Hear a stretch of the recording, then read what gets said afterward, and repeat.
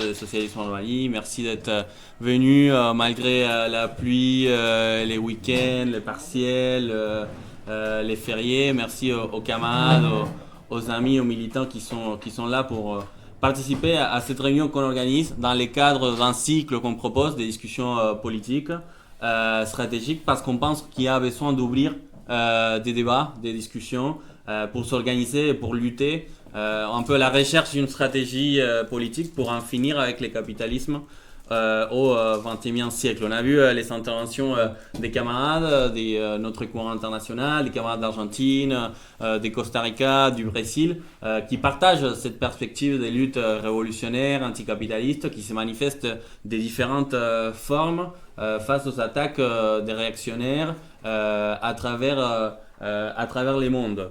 Et je vais revenir un peu sur ce que les camarades ont dit un peu après. On vient d'une chaleureuse manifestation du 1er mai, très chaleureuse, dans laquelle il y a eu beaucoup de monde dans la rue. Et c'est quelque chose de très positif. On a tenu un cortège des socialistes en Mali à cette manifestation dans laquelle se sont mobilisés des millions et des millions de travailleurs à travers le monde contre la guerre, contre l'extrême droite, contre l'austérité et pour les revendications de la classe ouvrière, contre les attaques capitalistes. Et c'est une manifestation qui franchement fait plaisir parce que il y a eu ici en France les tentatives de Marine Le Pen, du Rassemblement national, d'occuper les rues parisiennes pour sauver la démocratie, pour se mobiliser en soutien à Marine Le Pen, mais c'était un acte totalement raté avec quelques centaines ou des petites milliers de personnes. Mais jeudi, on était vraiment nombreux et nombreuses à montrer nos drapeaux rouges et la revendication de la classe ouvrière. Il y a eu un petit acte du Rassemblement national à Narbonne, dans laquelle ils ont annoncé un peu leur campagne aux élections municipales, mais voilà, j'ai pas les chiffres de la CGT de la mobilisation au niveau national, mais je pense qu'on était beaucoup plus que ceux qui se sont rassemblés avec Le Pen et Bardella, donc tant mieux. Je vous dis tout ça parce que nous, on n'aime pas les définitions, pour parler un peu de la situation mondiale, on n'aime pas ces types de définitions qui nous parlent d'un monde des chaos, des catastrophes, et des définitions un peu catastrophistes qui nous préparent à pleurer, à nous déprimer, à dire ok, il n'y a rien qui va dans le monde. Et évidemment, il ne faut pas sous-estimer nos adversaires. La situation est réactionnaire, l'extrême droite est au gouvernement dans pas mal de pays, mais nous on pense que c'est pas le monde de l'extrême droite, c'est pas le monde de la catastrophe, et c'est pas le monde du chaos impossible de surmonter pour se mettre à pleurer dans une pièce. C'est un monde de polarisation, c'est un monde de confrontation entre les classes sociales, et c'est un monde que nous on a défini comme un monde qui vit dans une nouvelle étape de la lutte des classes, une étape des crises, une étape des extrêmes, une étape des crises climatiques, des guerres, des révoltes populaires et pourquoi pas des révolutions. Il y a une accumulation d'événements politiques, des problèmes politiques, un ensemble des problèmes et des discussions dans ces capitalismes du XXe siècle qui nous amène à poser sur la table cette définition des nouvelles étapes. C'est une définition avec laquelle on travaille depuis un moment, mais il y a beaucoup d'analystes au niveau international qui commencent déjà à parler d'une nouvelle situation, d'un nouvel ordre mondial. Et tout ça, c'est beaucoup plus clair, je pense, à partir de l'arrivée au pouvoir de Donald Trump, qui a fêté cette semaine les 100 jours des gouvernements d'extrême droite aux États-Unis, qui est très loin des Make America Great Again, sont plutôt des jours où c'est l'échec total de toute mesure qu'il essaye d'imposer. Mais ce qui est sûr, c'est que Trump, c'est un peu la représentation de cette nouvelle étape au niveau international, dans laquelle les équilibres, les consensus, l'ordre établi qui régnait ces dernières décennies de mondialisation capitaliste est totalement mettre à l'inverse et totalement modifié. Trump, il vient un peu à rebattre les cartes pour disputer une nouvelle répartition du monde. Trump, vous les connaissez bien. Il n'y a pas besoin que moi je décrive les caractères, les traits de personnalité du personnage, mais au-delà des déclarations un peu farfelues qu'il peut faire, c'est quelque chose qui est très sérieux. C'est une déclaration de guerre aux travailleurs, aux travailleuses, aux minorités, aux exploités, aux opprimés, aux migrants, aux femmes, aux LGBT, aux peuples colonisés du monde entier.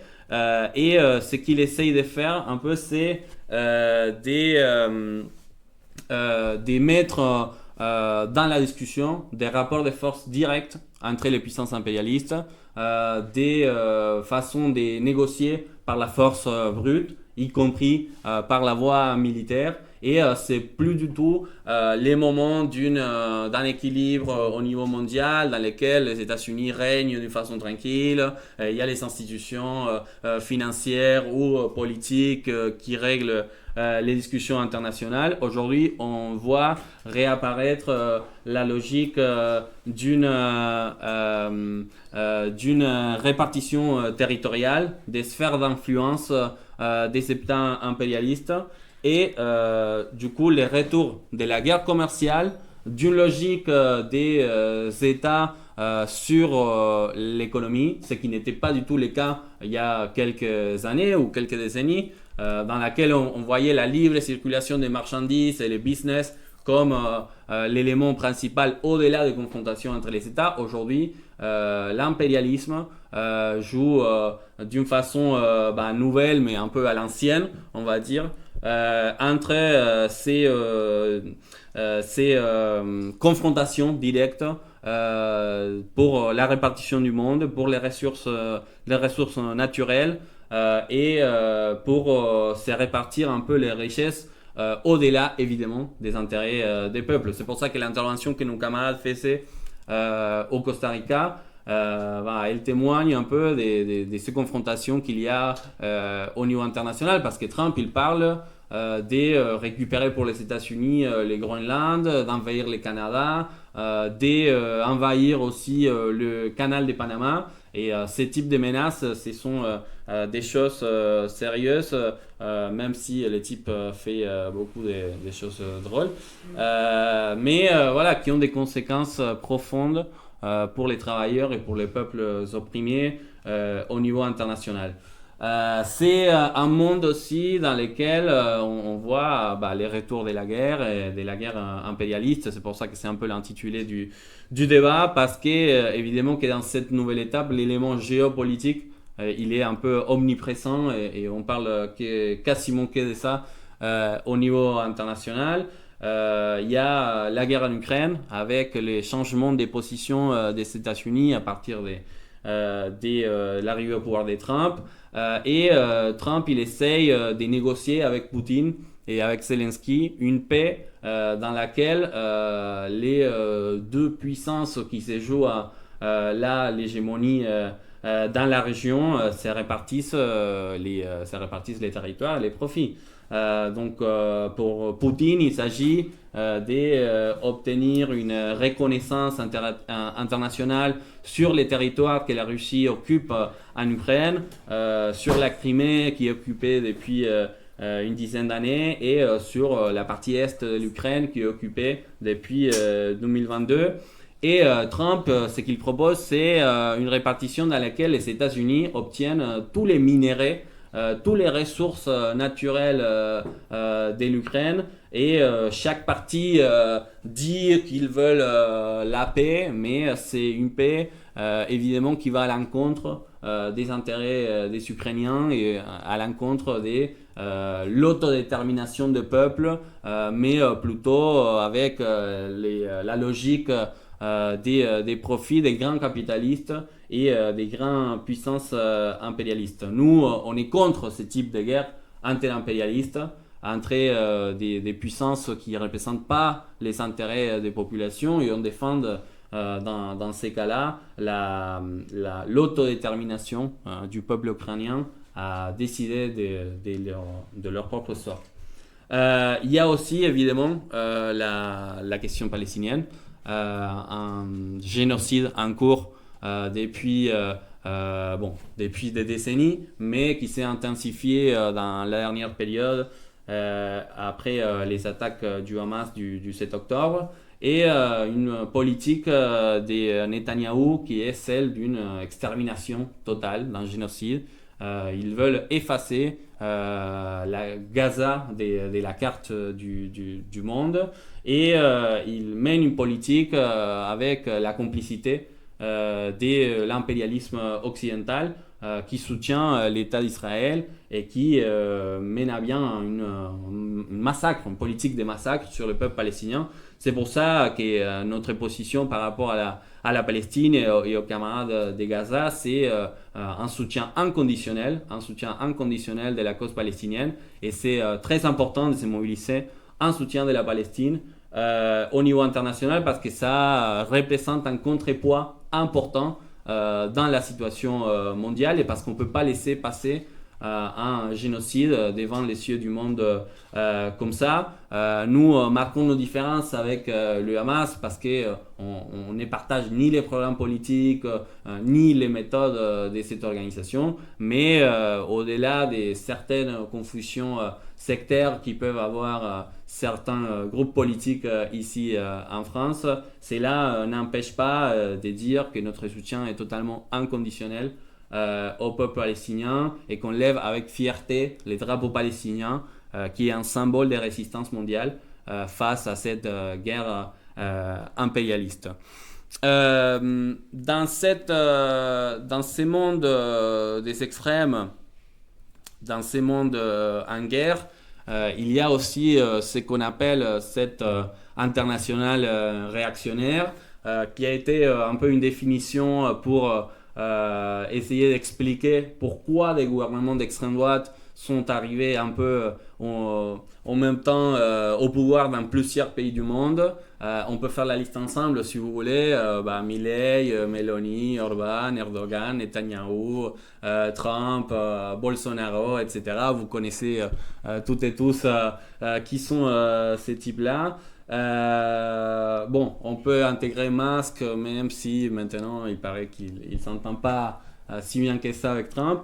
Mais cette internationale réactionnaire, ce qui est intéressant, c'est de voir qu'à l'intérieur de cette vague réactionnaire, parce qu'eux, ils sont tous un objectif commun, qui est un objectif anti-ouvrier, anti-LGBT, anti-féministe, etc. Il y a aussi des diverses formes d'extrême droite à l'intérieur qui coexistent, y compris en contradiction entre eux-mêmes. Parce que, si tout le monde est nationaliste, évidemment, comment tu fais une internationale des nationalistes? C'est un peu compliqué, mais il y a différentes sources. Il y a un auteur qui s'appelle Nicolas Truong, qui parle des trois familles de l'extrême droite, entre les conservateurs catholiques réactionnaires, les techno-libertariens et les nationalistes populistes. Pour les conservateurs catholiques, maintenant il y a les conclaves, il faut voir qui est le nouveau pape, etc. et quelle sera l'issue des discussions pour connaître l'avenir de l'Église catholique. Mais pour eux, les combats, il est clair, c'est la lutte contre les droits des femmes et les droits des trans. Il y a une obsession aux États-Unis pour s'opposer au droit à l'avortement. Il y a une obsession aussi des réactionnaires au niveau international pour interdire la Pride ou pour s'attaquer aux droits des personnes LGBT, des personnes trans en particulier. Il y a aussi la partie, on va dire, techno-libertarienne qui est représentée un peu par Javier Milei en Argentine, par exemple. Un type qui te parle d'anarcho-capitalisme, qui te parle d'Adam Smith, qui te renvoie à la théorie de la libre circulation des marchandises et de l'effondrement de l'État, mais dans un sens capitaliste, et qui est un défenseur du programme capitaliste néolibéral 100%. Et il y a aussi dans cette extrême droite et cette internationale réactionnaire c'est ce qu'on appelle les nationalistes, les populistes, ceux qui se préparent un peu pour les réarmements au niveau international dans ces contextes de guerre et qui veulent mettre en premier lieu de la discussion politique la question d'un impérialisme national réactionnaire qui est oppresseur des migrants et des étrangers. Évidemment, ça va vous parler parce que c'est le cas de Marine Le Pen et compagnie qui expliquent tous les mots, tous les problèmes de la société française. C'est toujours la faute aux Arabes, aux Noirs, aux immigrés. Et c'est toujours avec des mesures islamophobes qu'ils proposent de s'en sortir. Dans ces contextes des internationales réactionnaires, des guerres impérialistes, il y a un problème un peu en Europe pour se positionner.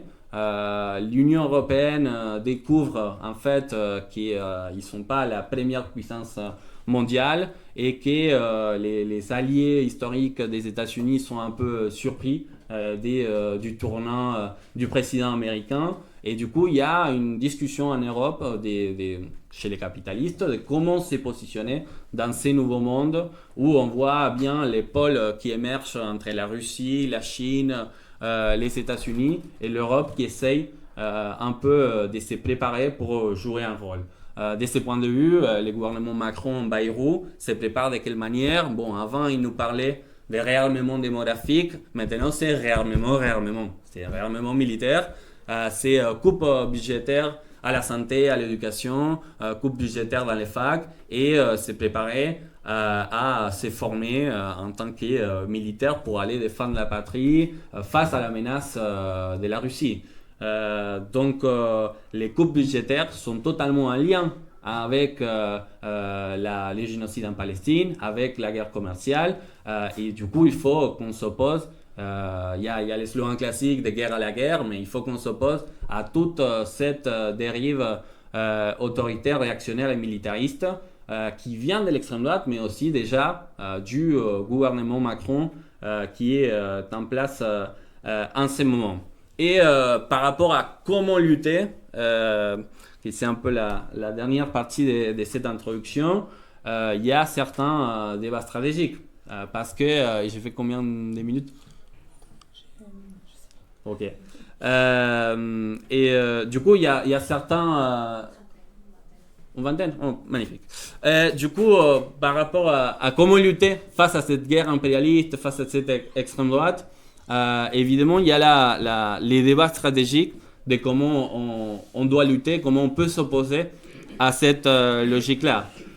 La proposition du Front populaire, la proposition d'une gauche syndicale et politique qui, dans les différents pays, prend des différentes tournures. Ça peut être Bernie Sanders aux États-Unis, ça peut être Lula au Brésil, ça peut être les Kirchner en Argentine ou les Fronts populaires ici en France. Les problèmes de ce type de réponse, c'est qu'ils reposent trop dans les institutions, dans les élections, dans les cadres de la légalité bourgeoise, et on est face à une extrême droite qui en fait jette à la poubelle tout ce qui est institutionnel et tout ce qui est des accords préétablis. Donc comment tu vas lutter contre Trump qui t'a fait une intervention télévisée à côté de Zelensky pour l'humilier publiquement, qui s'en fout totalement des parlements ou des accords démocratiques? Comment tu vas lutter contre ce type d'attaques avec uniquement des logiques institutionnelles,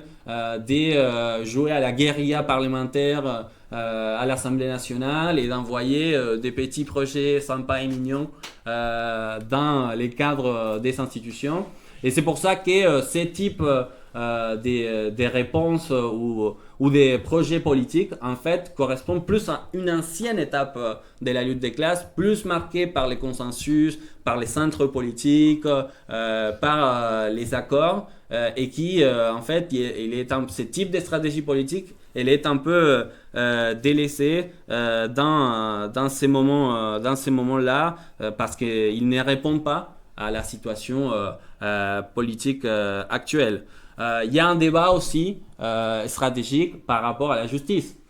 Et ça, c'est un débat qu'on peut avoir, y compris avec des courants réformistes ou des courants révolutionnaires. Les camarades au Brésil nous racontaient comment ils militent et ils luttent pour exiger que Bolsonaro soit mis en prison là-bas parce qu'il a été prouvé coupable d'organiser un coup d'État contre Lula.